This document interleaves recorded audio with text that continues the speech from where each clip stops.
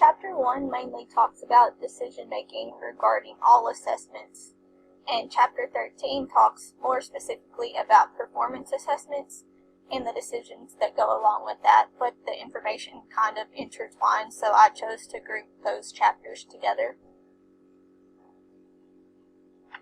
There are decisions that you need to make before you teach, during the teaching, and then after you finish teaching.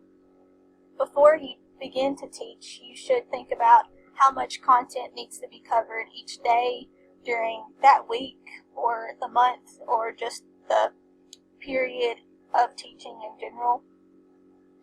You need to think about what kind of materials you need for the lesson, what kind of activities that you could do to make sure that your students are engaged in what you're trying to get them to learn.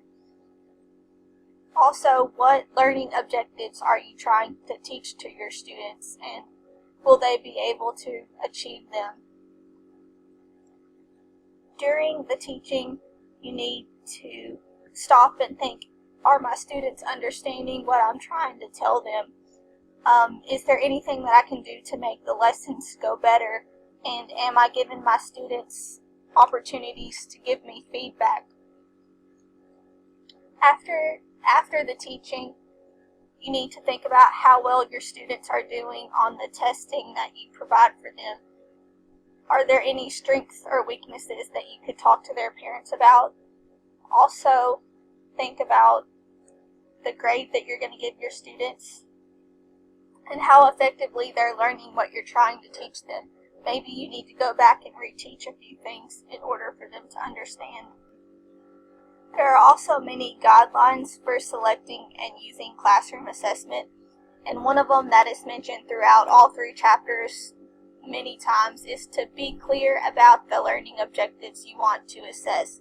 It's so important to state those learning objectives before you teach or before you give an assessment over what you've taught.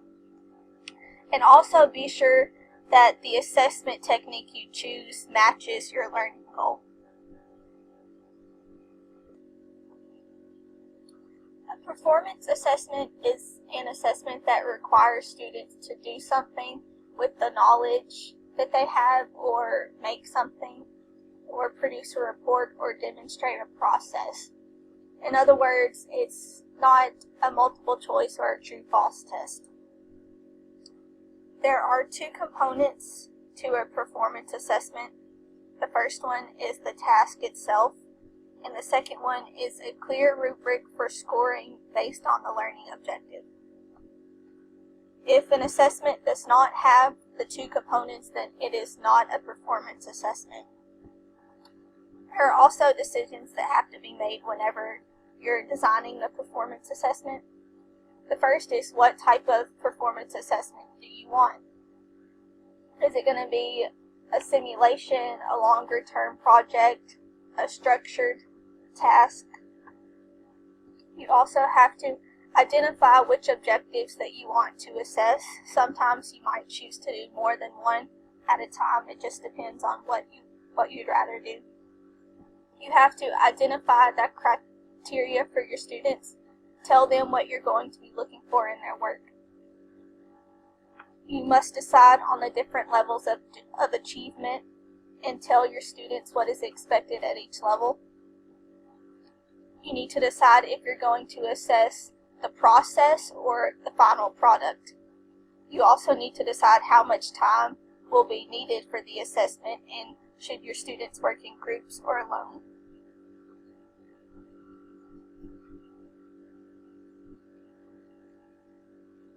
Rubrics are sets of criteria for students' work that include description levels of performance quality. They improve scoring consistency because it's the same thing the teacher is looking at each time, and they also better determine which standard you achieve. Here is an example of a rubric, and as you can see, it has the different levels and it tells what is expected at each level. So if you wanted a 5 in ideas, this is what you would have to achieve in order to get that. A rating scale assesses the degree which students have attained the achievement dimensions in the performance task. An example of a rating scale is here. So you can see the scale part. It's got excellent, good, very poor, and whichever one the student meets, that's the one that the teacher would select. A checklist consists of a list of specific behaviors, characteristics, or activities in a place for marking whether each is present or absent. Teachers can use checklists to check their students, or students could also use them to check themselves. An example of a checklist is here. So if a student was writing a paper, they could check to make sure, did I write my name? Have I wrote the date? Did I use capital letters? Just to keep them on track and make sure that they're doing what is expected of them. A portfolio is a limited collection of a student's work used either to present the student's best work or to demonstrate the student's educational growth over a given time. There are also many decisions that you have to make when it comes to creating or completing a portfolio. First of all, you need to identify the portfolio's purpose and focus. What learning objectives and curriculum goals will the portfolio serve? Should it be a best work portfolio or a growth and learning process one? What time frame for each entry should be put into it? When will the students be able to work on their portfolios? Will it fit into a classroom routine and things like that? How often will it need to be scored, and is it consistent with the scoring rubrics and the purpose? I grouped Chapter 2 together with what Dr. Honeycutt said because they really related in terms of making sure that your assessments align with the standards. A standard is statements about what students are expected to learn, and content standards are statements about the subject matter facts, concepts, and principles that they are expected to learn. A teacher needs to know how to write specific learning objectives. There are 3 types of learning objectives that you must have. The first one is student-centered, which are objectives that focus on the students.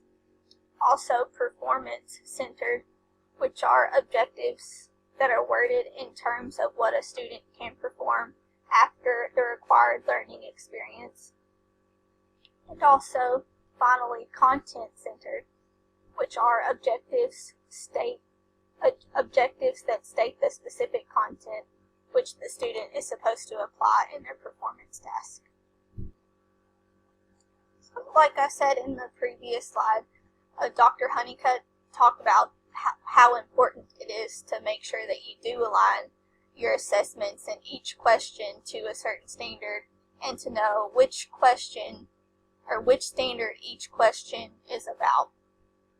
She said to be sure to develop the assessment before you teach. That way you know what you need to focus on while you're teaching, and that way you can make sure that you don't give a test where you haven't taught anything that's on the test. Also, align the assessment questions to specific standards. That way, if you have students that maybe half of your class misses a certain question, you know exactly which standard you need to go back and readdress to help them. She also gave us an example of a test blueprint, which you can see here. I tried to make a replica of that to show you. First, you would have the standard number that goes here.